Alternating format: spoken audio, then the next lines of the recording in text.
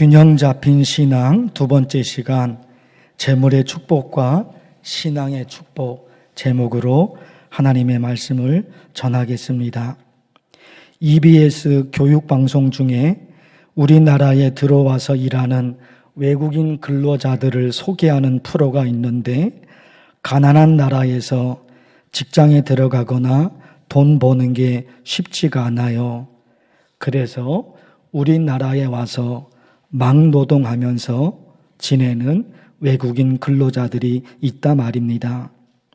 너무너무 안타까운데 3년 혹은 4년, 길게는 10년 넘게 가족을 만나지 못한 외국인 근로자들이 있습니다. 비행기 타고 가면 얼마든지 가족을 만날 수 있지요. 그러나 그 돈이면 가족들이 몇 달을 살 수 있다 말입니다. 그러니까 가족을 만나고 싶어도 돈이 아까워서 가지를 못해요. 그때 그 방송에서 네팔에서 온 38살 젊은 사람이 둘째가 태어난 지 5개월째 우리나라에 들어왔는데 5년이 지나도록 가족을 만나지 못했습니다. 그 애가 5살이 될 때까지 한 번도 고향에 가지를 못했어요. 이 네팔에서 온 사람이. 부모의 즐거움이 아이들 곁에서 아이들이 커가는 모습을 매일매일 지켜보며 사는 거, 부모님의 즐거움이죠. 그런데 둘째가 5살이 되기까지 한 번도 고향에 가지 못했으니까 아이가 어떻게 컸는지를 몰라요. 그 시기가 얼마나 중요한 시기입니까? 태어나서 5개월 되고 5살이 될 때까지 이 아빠는 아이가 어떻게 컸는지를 몰라요. 아이도 보고 싶고 아내도, 부모님도 보고 싶고 고향에 가면 되죠. 그러나 가지 못한다 말입니다. 그 돈이면 가족이 몇 달을 살 수 있으니까. 그래서 그리움도 참고 힘든 것도 참고 죽도록 고생을 해요. 왜요? 자기 행복이 아니라 가족의 행복을 위해서, 자기 행복이 아니라 아이들의 행복을 위해서 아빠는 그렇게 참고 견뎌내는 겁니다. 부모의 행복과 부모의 기쁨은 자녀에게 있습니다. 자녀가 행복하면 부모님도 행복해요. 자녀가 불행하면 부모님도 불행해요. 부모님에게 자녀가 잘 되는 것, 그것보다 더 큰 축복은 없습니다. 그런데 오늘 말씀에 자녀들에게 주시는 복이 있어요. 우리 자녀들에게 이런 복을 주신대요. 12절 말씀을 보실까요? 우리 아들들은 어리다가 장성한 나무들과 같으며 우리 딸들은 궁정의 양식대로 아름답게 다듬은 모퉁이돌들과 같으며. 우리 애들, 우리 딸, 우리 아들을 얘기하는 거예요. 우리 아들, 우리 딸이 행복하게 살아요. 아프지 않고 건강해요. 거기다가 어린 아들, 어린 딸이 학교에서 씩씩하게 지내고 친구들과도 거침없이 지내고 열심히 공부하고 학교 가는 게 즐겁고 학교에서 집에 오는 게 즐거워요. 우리 아들과 우리 딸에게 주시는 축복이 12절에 있단 말입니다. 그래서 기도하고 싶은 거예요. 우리 아들, 딸이 항상 즐겁고 행복하게 살게 하옵소서. 이런 기도예요. 거기다가요, 12절의 축복 이 말씀이 우리 애들에게, 12절 이 말씀의 축복이 우리 애들에게, 내 딸, 내 아들에게 임하게 하옵소서. 그런 기도예요. 우리 신앙에 관해서 제가 자주 말씀드리는 어떤 정의가 있어요. 우리 신앙에 관해서 하나님께서 우리에게 약속하신 말씀이 어디에 기록되어 있어요? 성경에. 하나님이 우리에게 약속하신 말씀이 성경에 기록되어 있어요. 그것으로 끝. 그게 아니죠. 그게 아니죠. 하나님이 우리에게 약속하신 말씀이 성경에 기록되어 있다. 이게 끝이 아니라 연결이 되잖아요. 그러니까 그 성경 말씀으로 기도. 이게 연결되는 거예요. 하나님이 우리에게 약속하신 말씀이, 하나님이 우리에게 주고 싶은 것이 있어요. 하나님이 우리에게 알려주고 싶은 것이 있어요. 그래서 성경을 기록하신 거예요. 그러니까 하나님께서 내게 약속하신 말씀이 성경에 기록되어 있으니까 그 말씀으로 기도. 여기 12절. 이 12절은 우리 아들, 우리 딸에게 주시는 하나님의 축복이에요. 이 12절의 말씀이 내 아들과 내 딸에게 그대로 이루어지게 하옵소서. 이 기도예요. 그런가 하면 오늘 말씀에 지금 당장 돈을 벌어야 하는 부모님들에게 주시는 축복이 있어요.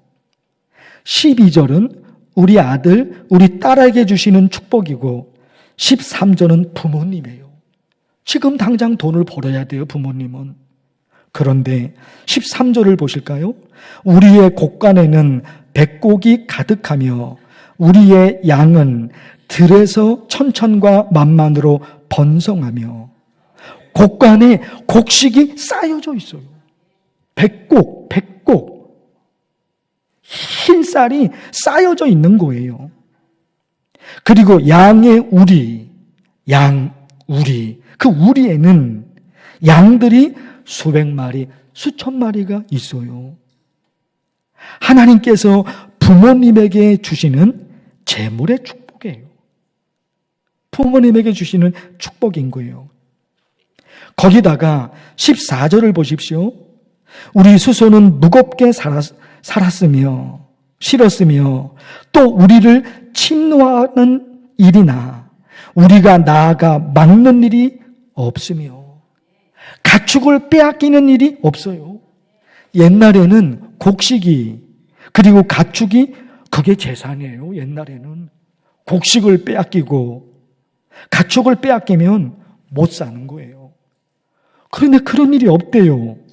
쌀을 빼앗기고 가축을 빼앗기는 일이 없다는 거예요. 그래서 보세요. 우리 거리에는 슬피 부르짖음이 없을진데 너무 가난해서 괴로워하는 사람이 없어요. 너무너무 가난해서 괴로워하는 일, 그런 일이 생기지 않는다는 거예요. 그러니 여러분, 지금 당장 돈을 벌어야 되는 부모님, 이 13절 말씀을 가지고 14절 말씀을 가지고 기도하는 거예요. 우리 신앙을 지금 말씀을 드렸어요. 하나님이 내게 약속하신 은혜의 말씀, 축복의 말씀이 성경에 기록되어 있는데 그 성경 말씀으로 기도하는 거예요. 13절과 14절. 이 축복이 내게 일어나게 하옵소서. 조심해야 할 게 있지요? 조심해야 될 것. 돈이 정말로 중요하지만 그렇다고 해서 돈의 노예가 되면 안 된다. 이런 게 있어요, 이런 게. 돈이 너무너무 중요하지만 돈의 노예가 되잖아요. 그 어떤 곳엔 노예가 돼버려요. 그래서 정상적인 삶을 살지를 못해요.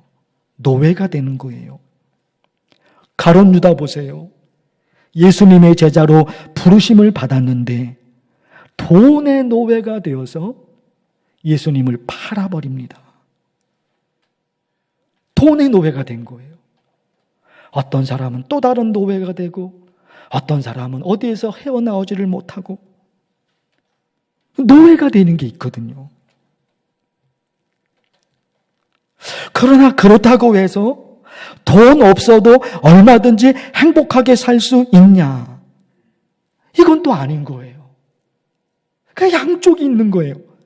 돈이 너무너무 중요하지만 그 돈의 노예가 되는 게 그게 무서워요.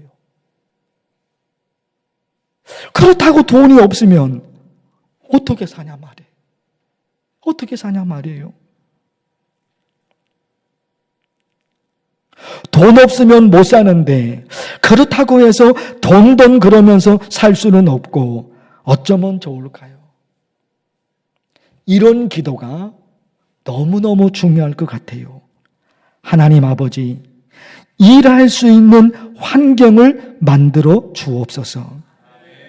너무너무 가난해서 괴로워하는 일이 생기지 않게 하옵소서. 또 뭐요? 열심히 일한 대로 열매를 거두는 복을 주소서. 이만큼의 땀을 흘렸으면 이만큼의 열매를 거둬야 돼요. 이만큼 땀을 흘렸는데 거두는 건 요거밖에 안 돼요. 그 괴로운 거예요.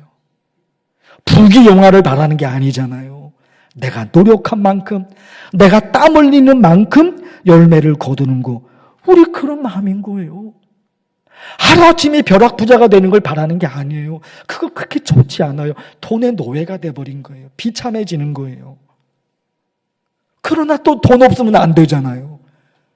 가장 중요한 기도, 또 하나님이 받으실 만한 가장 적절한 기도, 일할 수 있는 환경을 만들어 주옵소서.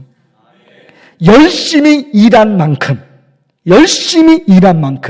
그만큼의 열매를 거두게 하옵소서. 이런 기도예요. 자, 오늘 설교 제목 한쪽이 재물의 축복입니다. 그래서 이 재물의 축복, 이걸 가지고 우리 아들과 우리 딸에게 하나님이 어떤 복을 주시는지 지금 말씀을 드렸어요. 12절에서. 그리고 지금 당장 돈을 벌어야 되는 우리 부모님에게 하나님이 어떤 은혜를 주시는지 말씀을 드렸습니다. 그 내용을 가지고 그대로 기도하세요. 그런가 하면 재물의 축복과 더불어 하나님으로부터 받아야 될 또 다른 복이 있지요. 그게 신앙의 복이에요. 신앙의 축복. 균형 잡힌 신앙, 이 주제로 지난주일 그리고 오늘 이어지는 겁니다. 균형 잡힌 신앙, 재물의 축복과 거기다가 신앙의 축복이에요. 15절 말씀을 보실까요? 이러한 백성은 복이 있나니 여호와를 자기 하나님으로 삼는 백성은 복이 있도다. 하나님을 믿는 신앙의 축복이에요. 하나님을 믿는 신앙의 축복. 15절 말씀이 지난주일 설교 성전에서 드리는 예배와 삶으로 드리는 예배, 이 두 가지죠. 이 중에 어느 하나가 무너지면 그것만 무너지는 것이 아니라 둘 다 무너지는 거예요. 둘 다 무너지는 거예요. 재물의 축복과 신앙의 축복, 이 균형의 균형. 누가복음 12장에 어리석은 부자가 나오는데 재물이 넘치고 넘쳐서 창고에 다 쌓을 수가 없어요. 다 쌓을 수가 없어요. 워낙 부자. 그래서 작은 창고를 헐고 더 큰 창고를 지을 생각을 합니다. 그런데 웬걸? 그날 밤에 하나님이 그의 영혼을 불러 가십니다. 내일 아침에 일어나서 작은 창고를 헐고 더 큰 창고를 지을 거야. 내일 아침에 일어나서 그랬거든요. 그런데 그날 밤에 하나님이 그의 영혼을 데리고 가십니다. 세상 준비는 완벽하게 했지만 자기 영혼을 위해서는 아무것도 준비하지 못했어요. 너무너무 안타까운 찬송가, 가사가 있어요. 웬일인가 내 형제여, 주 안이 믿다가 죗값으로 지옥 형벌 너도 받겠구나. 내 형제여, 재물만 취하다 세상 물질 불탈 때에 너도 타겠구나. 찬송가 가사예요. 찬송가 가사. 하나님 없이 살면 이렇게 되는 거예요. 이렇게 되는 거예요. 세상에서 떵떵거리며 살다가 나중에는 지옥불에 타는 겁니다. 그러니까 우리 가족들, 우리가 재물의 축복도 너무너무 중요하죠. 거기다가 신앙의 축복, 이게 있어야 돼요. 아니 그러고 보니까 무엇이 축복일까? 믿어지는 게 축복이구나. 이것도 이게 또 되는 거예요. 재물이 쌓이는 거 복이죠, 복. 그런 복을 달라고 우리 12절과 13절, 14절 이거 가지고 지금 기도를 말씀을 드렸어요. 또 한 가지, 믿어지는 게 그게 축복이에요. 기도하면 하나님이 내 기도를 들어주신다. 이게 믿어져요. 이게 믿어져요. 내 예배를 하나님이 받으신다. 이게 믿어져요. 말씀대로 살면 하나님이 지키신다. 이게 믿어져요. 말씀대로 살면, 그러면 그 다음은 하나님이 해결하신다. 이런 게 믿어져요. 하나님을 믿고 싶은데 믿어지지 않는 사람들이 있어요. 믿고 싶은데 믿어지지가 않아요. 예수님이 나를 위해서 십자가에서 죽으셨는데 그게 믿어지지가 않아요. 믿어지지가 않아요. 죽음 이후에 또 다른 세상이 있는데 그게 믿어지지가 않아요. 믿어지지가 않아요. 그럴 수밖에 없죠. 죽어본 경험이 없으니까 죽음 이후의 세상을 몰라요. 죽어본 경험이 없어요. 그러니까 죽음 이유를 모른단 말입니다. 죽음으로 모든 게 끝날 것인가? 정말 그럴 것인가? 죽음으로 모든 것이 끝날 것인가? 아니면 죽음 이후에 또 다른 세상이 펼쳐질 것인가? 죽음 이후에 또 다른 세상이 펼쳐지면 그 세상은 어떤 세상일까? 몰라요. 그러나 우리는 믿어져요. 죽음이 모든 것의 끝이 아니라 죽음 이후에 또 다른 세상이 펼쳐질 것이 나는 믿어져요. 죽어본 경험이 없어요. 죽어본 경험이 없는데 믿어져요. 죽음 이후에 천국과 지옥, 이 세상이 펼쳐진다는 것이 믿어져요. 거기다가 나는 하나님을 믿고 나는 예수 그리스도를 믿어서 죽음 이후에 예수님이 다시 살아나신 것처럼 나도 다시 살아나서 저 천국 하나님의 품에 안길 것이다. 믿어져요. 믿어지는 게 복이구나. 이렇게 결론이 된단 말이죠. 사랑하는 성도 여러분, 오늘 설교 제목처럼 재물의 축복과 신앙의 축복을 받으셔서 하나님이 원하시는 삶을 살고 또 성도 여러분의 가정에 기쁨과 행복과 웃음이 쏟아지기를 간절히 축원합니다. 하나님 아버지, 이 말씀의 은혜 12절, 13절, 14절에서 말씀하시는 재물의 축복, 그리고 15절에서 말씀하시는 신앙의 축복, 만나교회 모든 성도들, 그 가족들이 누리게 하옵소서. 예수님의 이름으로 기도하옵나이다. 아멘.